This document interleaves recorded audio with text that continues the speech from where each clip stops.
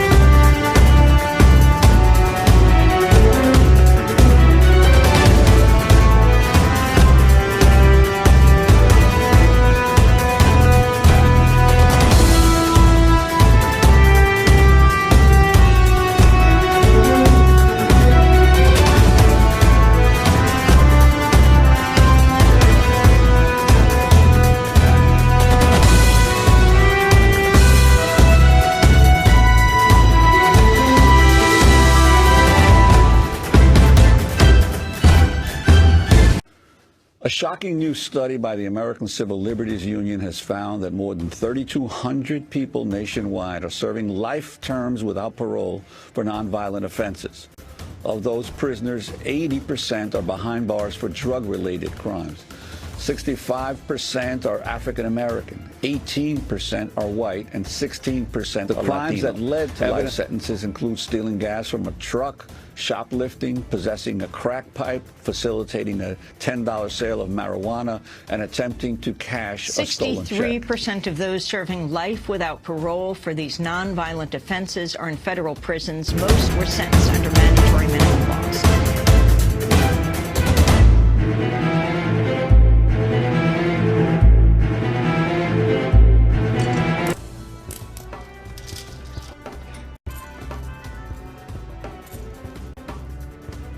Across the world, we are putting more children behind bars today than ever before. It's not very nice.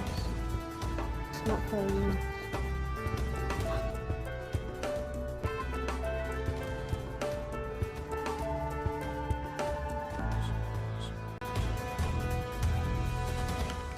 Bad things, but people aren't bad, they just make mistakes. And I made mistakes. Não tem um que não apanha de monitor aqui.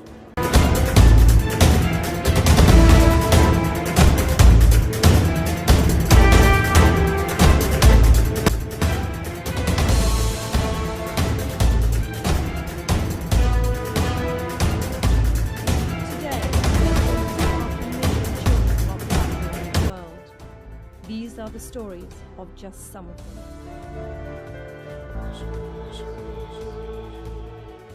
Things like, and I'd get really, really drunk and I couldn't even remember what I'd done the night before, taking drugs and things like that as well. And then first thing on my mind in the morning would be, well, I've got to go and get some alcohol, and I'd go down and I'd get done for shoplifting, then nicking a bottle of vodka or something like that. And then when I was on drugs and things, I used to beat people up, getting fights, and that's what most of my offences are, assault, so big, things like that. It's just stupid. A lot of alcohol's the worst drug I've ever known. But yeah, heroin's bad and things like that, but alcohol's got a lot to answer for, I think. Changes you can make.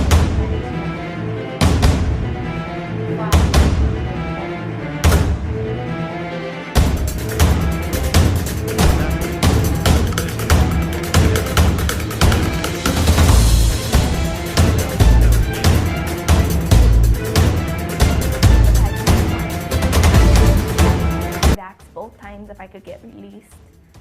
They were gonna release me my first quarter, and my mom didn't show up. That's.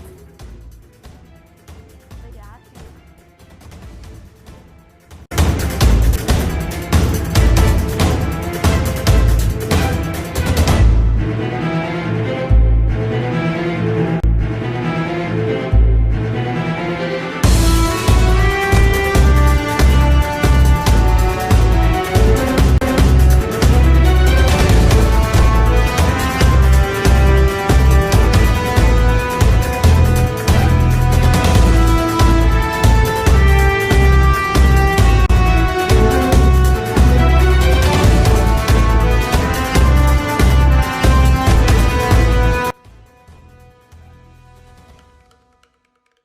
I think she's trying to teach me lessons. She's trying to get me used to this environment. To say, you know what, that's not an environment to go to.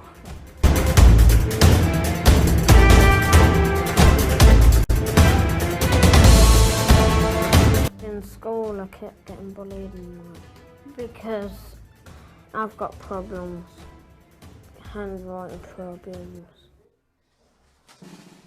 Makes me feel like I'm just no one, and it feels like they're seeing right through me. It feels horrible, because most of them probably just think he's nothing but trouble. Do you think that's crazy? I think that I'm just one of them bad people. I'm a bad person. Hopefully when I get out, everyone will forgive me for what I've done. You give them a say, this would be a good book. You like that? I have to make it up and take it. So I don't want to go into the police no more. It's not worth it.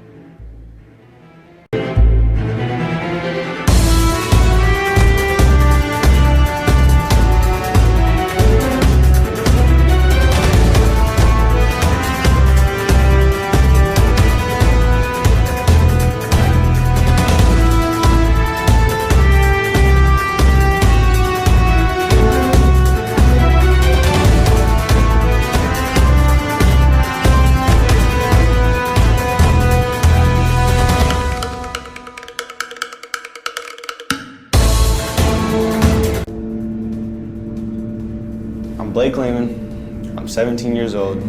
I was sentenced to 55 years for murder. I'm Jesus Macedo Perez, I'm 17 years old, and I got sentenced to 65 years for murder.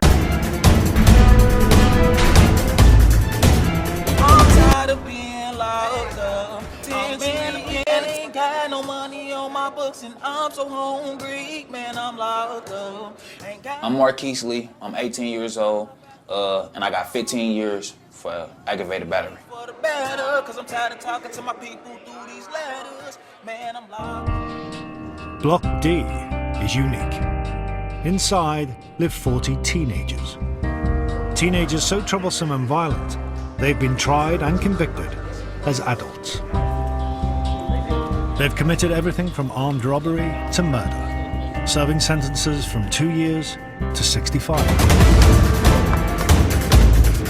Locked in their cells for 18 hours a day, these youngsters are paying a huge price for their crimes.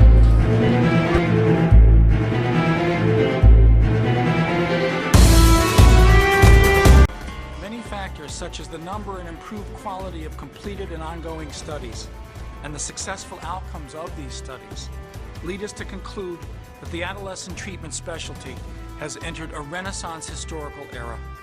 At the same time, we've made only minimal progress in transporting evidence-based therapies into routine care settings. The best treatment programs are multi-component. They provide a combination of therapies and other services to meet the needs of the individual patient. These key program elements for an adolescent treatment program are summarized in an influential report, Treating Teens, a Guide to Adolescent Drug Programs. In this report, the Drug Strategies Expert Panel identified 9 key program elements. 1. Assessment and treatment matching. Programs should conduct comprehensive assessments that cover psychiatric, psychological, and medical problems, learning disabilities, family functioning, and other aspects of the adolescent's life. 2, comprehensive, integrated treatment approach. Program services should address all aspects of an adolescent's life. 3, family involvement in treatment. Research shows that involving parents in the adolescent's drug treatment produces better outcomes. 4, developmentally appropriate program. Activities and materials should reflect the developmental differences between adults and adolescents. 5, engaging and retaining teens in treatment. Treatment programs should build a climate of trust between the adolescent and the therapist.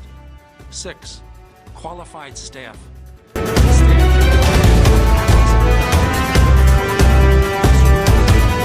Abuse and addiction. 7, gender and cultural competence. Programs should address the distinct needs of adolescent boys and girls, as well as cultural differences among minorities. Should include relapse prevention training, aftercare plans, referrals to community resources, and follow-up. 9, treatment outcomes. Rigorous evaluation is required to measure success, target resources, and improve treatment services. These 9 program elements offer a yardstick for programs to assess how they stack up against the best practices in the field.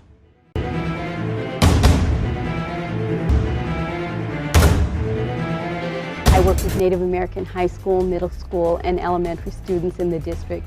We're finding a comprehensive solution that addresses the special cultural needs of Native students as well as other young people at risk.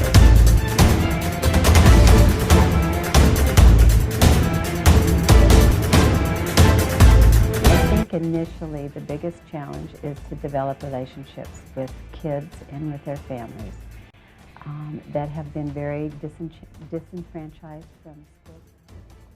Because dropping out of school is such a tragic event for many young people and so costly to communities and society, our first objective was to prevent school dropouts entirely by helping students stay connected to school, at the same time give them the support and skills they need to be successful in both behavior and academics.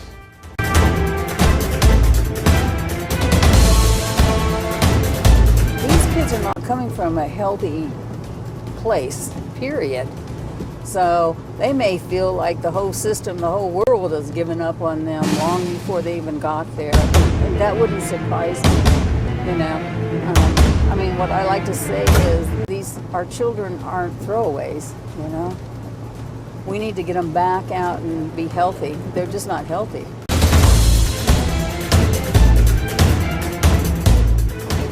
If you have just punishment and no rehabilitation, then you're doing nothing. Having worked in the unit for 7 years, Alita sees how a child's upbringing can ultimately lead to a crime that puts them behind bars. They come from families that, you know, we have generations of this stuff going on. Generations of the drugs, generations of prison, and you know, it's sad. You know, we have several in there right now that has seen a parent kill the other parent, and then we wonder, you know, it's almost heartbreaking in some ways. You know, some of the things that young little kids have gone through.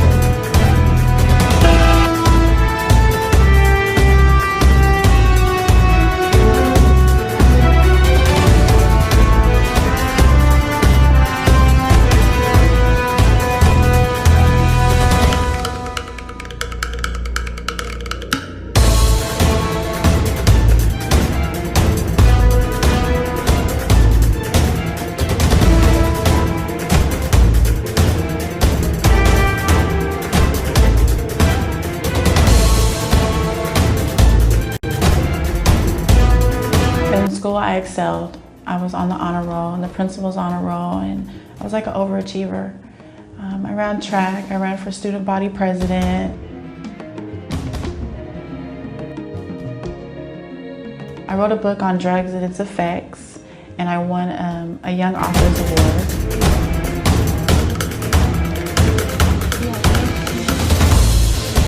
When I was 13, and he's a very, he uses his manhood to hurt, like break you in, I guess.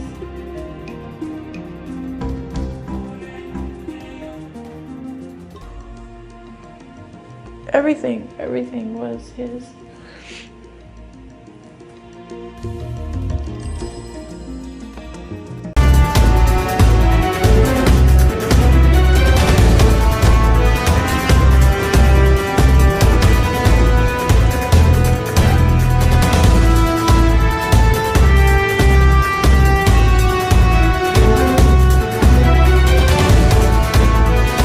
Means I'm gonna die here. So yes, definitely deserve punishment. How much? I don't know. Every day it's something that's not gonna ever go away, you know? To take his life like that.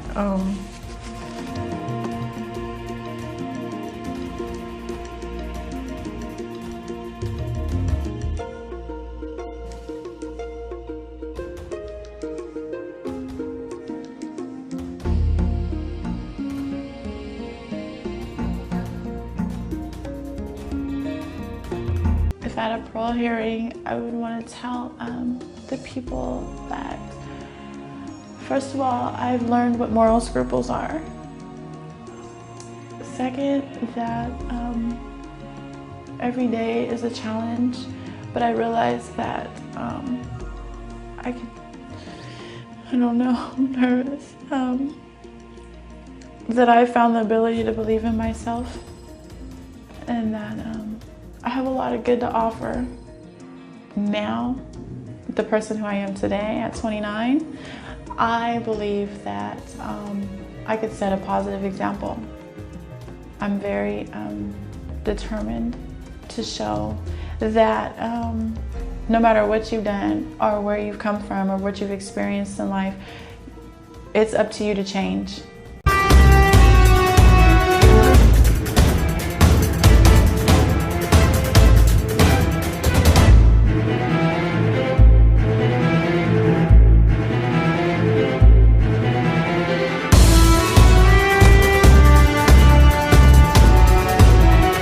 For Public Legal Education Alberta presents the Youth Criminal Justice Act. The Youth Criminal Justice Act is legislation for young people between the ages of 12 and 18. It was created to ensure the consequences for young people breaking the law are balanced between adult and child, punishment and rehabilitation, community and individual, public safety and reintegration, tough consequences, and opportunities to change. Young people should be held accountable for their actions, but they are still children who make mistakes. They should be given an opportunity to mature, learn from their mistakes, accept the consequences of their actions, and make amends. The Youth Criminal Justice Act is in action.